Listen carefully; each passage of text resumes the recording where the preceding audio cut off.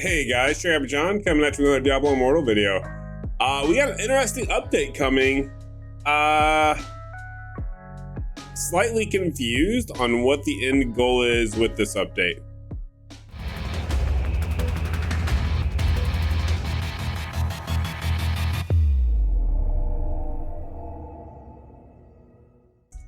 All right, so let's talk about this update. Now, I find this update to be a little interesting, mainly because of a couple of the things that we're going to talk about here. Now, I did go ahead and read through this update ahead of time.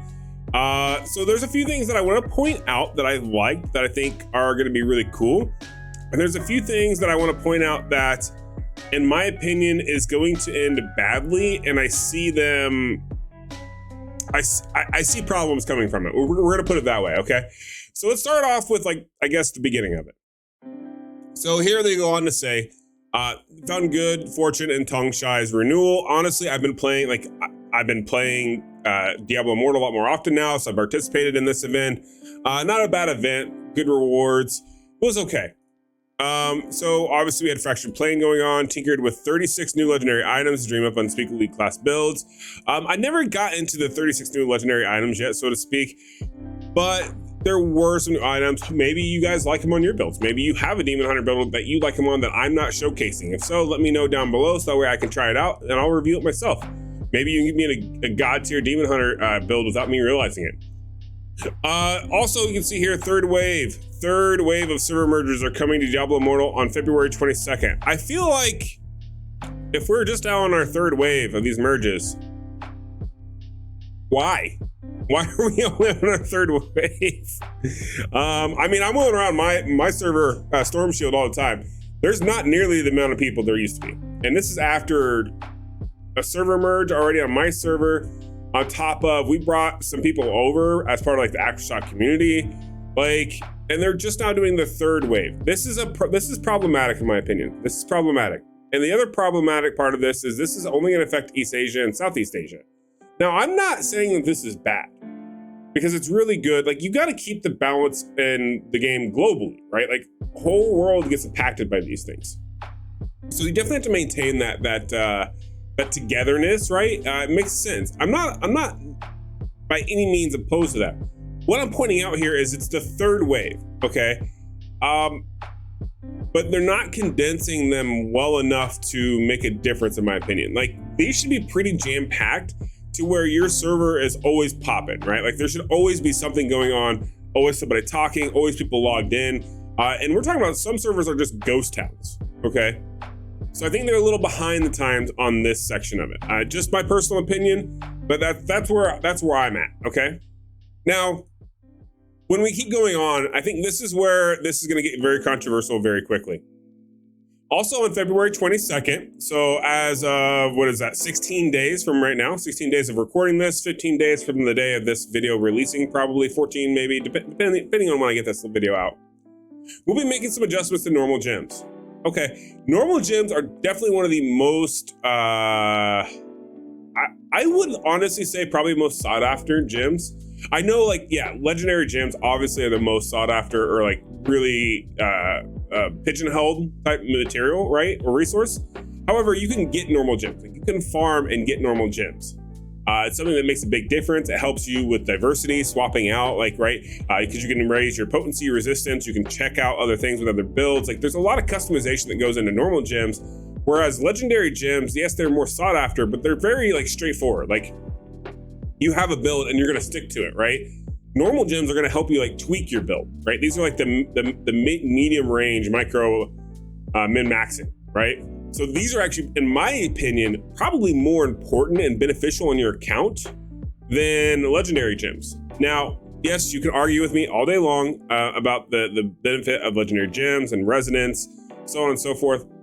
But let's be honest here, normal gems are a big difference, and you can get a lot of them every single day. Not to mention, you can trade them. These gems will receive an additional attribute which modifies the base stats of the items they're socketed into. Okay, so now not only do we have normal gems are probably one of the most sought after, impactful gem in the game, as far as, especially for those who are free to play, right? For free to play, this is huge. It's also going to modify the base stats of items. So this means, once again, when February 22nd, we're going to get probably free combat rating. Thank you to Blizzard, because they're going to add additional attributes which modify the base stats of an item they're stocking into. Okay, so that's one thing. That's a huge boost. Like, I like that. I like where they went with this. This is cool. Now let's keep reading on. This change will ultimately provide more uses for normal gems. Well, there's already a lot of them, but okay, understandable. So this means we could probably expect something different with like the potency gems and maybe resistance. Like maybe they'll modify the base stats in a different way. Like maybe they'll modify them with like vitality or extra HP or attack or damage, something along those lines. We'll have to see what they give us actually. But I would imagine they're going to try to like balance this, right? To where it's not going to be like, okay, yeah, you only want the damage, you only want the life. Like, I think they're going to definitely tweak these nodes just a little bit to make a bigger difference. Therefore, to maintain the integrity of the market, right? Basically, to maintain the integrity of the market, all normal gems will be removed from the market on February 22nd. Okay, so that makes sense, right? Like, you're going to change all the gems, have everything come off the market so that way it goes back on at a fresh price. Makes sense. You're just resetting the market value, right? During the server maintenance period, all current rules for listing gems on the market will remain unchanged, and these gems can be relisted in the market once the server maintenance period ends. Basically confirms that of resetting the market value. Additionally, we'll be modifying hidden layers to provide players with additional ways to obtain tradable gems. Okay, so hidden layers to provide players with additional ways to obtain tradable gems. This is where I think stuff gets a little sketchy. Okay, we're all about fair play in a lot of these games. Diablo Immortal is definitely not about fair play because it's more about microtransactions for residents, right? There's already a pay-to-win mechanic. Now, you're going to be introducing a way for hidden layers to provide players with additional ways to obtain tradable gems. How could this be misconceived or abused? Okay. Let's talk about why would I say this could be problematic? Well, the reason this could be problematic is a lot of people will create alts in this case, right? Off their same Blizzard account, different servers, or maybe the same server, and they're gonna farm these hidden layers and get the gems, because it doesn't matter if you are level 60 Paragon 400, if you are level 20, level 60, like, it doesn't matter. You can get into, even at low tiers, hidden layers, right? This means you can farm these normal gems multiple times on multiple accounts, which is going to lead to the market getting flooded, which is going to lead to people are going to sell them all on those alternate accounts. And that platinum is going to go towards their main account. There's going to be a lot of that. Not to mention, there may be buying and selling within accounts, right? If they're going to be adding more ways to get tradable gems, then you may be holding like the market hostage by having like your secondary account. Like, say you grab your cell phone, right? And you've got Diablo Immortal on your cell phone, and you got it on your PC here, and you want to like create a sell and then immediately buy it, right? You can do that because normal gems don't have like the waiting period, right? I don't think this is a good change. I think additional ways to obtain gems, great. Tradable, don't get me wrong. Do not get me wrong. I like the idea of tradable. Okay, I really do. I think everything should have been tradable, including like everything, literally everything. Nothing should be account bound on your account. However, since we've already started with that precipice, why are we almost a year after launch coming out and allowing more tradable normal gems? That's not a good look, Blizzard. That's like not a good look. Like, there's not enough thought that went into this. I feel like maybe I'm wrong. Let me know if you think I'm overreacting. I think they're making a huge mistake. I really think Blizzard did not think any of this through, and they're making a huge mistake. And unfortunately, it's all going to come to light on February 22nd. We'll see. We'll have to see what happens. It'll probably take a week or two afterwards to kind of see how many people abuse the system, how bad the market gets. Trust me, 16 days from now, I will have a video on how popular the market is going to be for normal gems and what the pricing is going to be. Because I'm very interested in this. I think this right here is so Like, it's literally like the epitome of a great thing that's gonna go horribly wrong, in my opinion. All right, before diving into further content, let's take a moment to welcome the Turkish speaker. Okay, so now we got Turkish language being supported. Okay, that's awesome. I mean, I'm all for inclusion of everyone globally. I feel like any game that's going to be successful has to have a global inclusion. This is awesome. I love it. Cool. As the previous current updates, there will be a server maintenance on February 7th. Europe's on 8th. Okay, cool. Doesn't affect me. Feature updates, additional stash tabs. Now, I am 100% a player who is on board with stash tabs, okay? I'm a Path of Exile player. I love Path of Exile. I've played it for years. I have every stash tab in that game, and each stash tab has a bound role in PoE. In Diablo Immortal, there's no reason to have anything bound. There's no reason to be sorting gear by legendary, common, uncommon, like no reason to do it, right? It just doesn't apply to the game. The game's not that in depth to apply to it, right? However, you have to get basically the boon of plenty to get good stash availability, right? And they've already added enough, I would say, quality of life changes with the dungeon runs and the Elder Crest runs. And even a little bit, I mean, I guess open world farming didn't technically change, but they've done a lot to kind of mitigate your stash tab becoming full and the need to have the boon of plenty. Now what they're doing is they're just allowing you a permanent unlock of 2,000 platinum for more stash space, which I think is going to be good for like your open world farmers. I really like that aspect of it. In general, I'm going to spend the 2,000 platinum just because I feel like this was a good, not only a good investment for my account, but a good thing to offer to the player base. So I want to show them by buying it that at least I'm supportive of it, right? Like adding into that support network of this is a good thing. This is something positive for the game. Okay, moving on. Adjustments to boss invulnerable phases. Okay, so in our previous content update, we made a change that removed the invulnerability state phases between killing Sagai's left and right legs. We are moving or shortening the invulnerability phase from mini boss encounters such as Ancient Nightmare and the Glacial Colossus fights. Going forward, we'll be continuing to evaluate the player's experience in boss encounters, and we'll make the adjustments basically as needed. I think that's good. I think it's good to note then when you have a situation like this. Also, I think what would be a good idea is if at the very beginning of dungeons, say you could skip scenes. Like no one really cares about the opening scenes or opening action, so to speak, of the bosses. Once you've seen it a time or two, you've seen it a time or two. Do you really need to see it again? Not really. I think that would be a good quality of life update, we'll say, because then it'll speed everybody's time up, right? Once you speed everybody's time up, maybe you don't need to adjust the invulnerability phase. Like, I mean, don't get me wrong, I think you still should, but maybe that makes the dungeon run a little faster, so people just like don't care as much, right? Like, it's just situations like that. Like, give us something that is actually a time benefit for us, because let's be honest, Diablo Immortal isn't like a game that has an amazing depth, but it still requires you to grind all day, every day to really keep up. And well, you know what? I'm going to redact that statement. Not grind all day, every day. A few hours a day will make a difference, right? Like I've been grinding about an hour and a half to 2 hours a day. I'm level 465.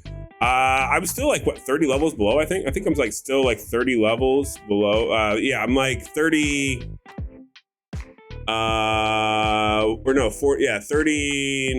37 away. Yeah, 37 levels away. And I'm gonna farm again for about 2 hours tonight, okay? So I am making good ground. Like, it's not like I'm not making headway, but still, like, there's a lot of time that needs to go into the game. So shortening an actual experience is better than just doing this. Like, okay. Moving on, Path of Blood rewards. I think this is a really neat endeavor and really neat change. You may now skip directly to the nearest boss floor to your current floor, such as floor 10 if you have completed floor 7. I can't tell you how many times I forget about Path of Blood because I just don't like going from one to the end. You give me a skip to boss fight and I could just go boom, boom, boom and skip everything. I'm gonna do that. You know what I mean? Like, let's just be honest here. Let's think about it. Like, once again, we're talking about saving time. How much is your time worth when it comes to playing video games?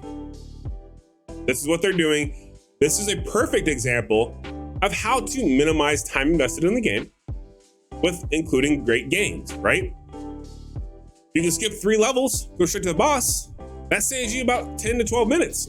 That's a huge win. That's like 10 to 12 minutes. Once your server Paragon, that's like a fifth of a level. Takes you about an hour to get a level, about an hour to get 300 or 3.5 million XP if you're at server Paragon. Okay, that's pretty good. I'll work with that, right? I'll work with that. Next thing, hell difficulty notification. Even in a place like Sanctuary, reaching a new hell difficulty level is cause for celebration.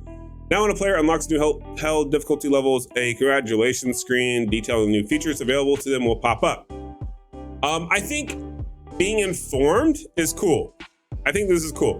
What I don't think is cool is where I'm at right now in the game. I absolutely hate it. Like, I'm seriously like, okay, so I'm in Hell 6. I would like to go to Hell 7. I'm a little off. 8930, right? 8930 is my combat rating I should hit. I'm what, like 500 and something away? Okay, that's fine. But I should be able to have the option to go into Hell 7. There's no reason why I shouldn't be able to at least go try it, simulate it, go farm dungeons with people if they just want a body. Like, there's no reason why this should be held back because of Helliquary. Because of content that has to be done as a team with other players. Why does this have to be completed to move forward? Why? Why is this an option? Why would you put this in a game? Like, do you just want to discourage people from playing? Like, nah, I got nothing. I really don't. Like, I don't understand why you would do this. So I do like that. Sure, you're going to tell them about new features that are available on pop-up. That's assuming they go do the Helliquaries and they've unlocked the new difficulty, because that's stupid, in my opinion. Autofollow party member. By clicking and tapping on a member of the party, players can now automatically follow that player. Okay, that's pretty cool. This is pretty common in MMOs. You're gonna see this in a lot of games, right? Where you just follow someone around and Bob's your uncle, you go to the same destination. It's really nice and handy, like if you're in a party, if you're group farming, let's say you're overworld farming, and you just got a group of people and you're like, hey, we're gonna go to the next location, but you don't wanna pay full attention, so you just tag along. That's cool. Like, you can go back and forth. Like, that's how you make good camaraderie. That's like just grinding, right? That's just normal grinding aspects. Great quality of life update. Thank you for doing it. And that's a good idea. Okay. Player profile display. If a player is part of a warband, their warband's name can be seen on the player's profile menu. Not okay. Once again, not really sure why, but okay, cool. Combat rating visibility. Combat rating is an integral part of aspect of Diablo Immortal. To aid players in easily accessing their combat rating, we have moved this statistic to a higher location within the attribute interface.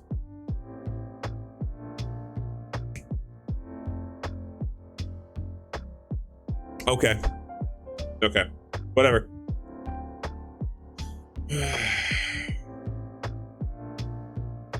Why? Who cares? Really?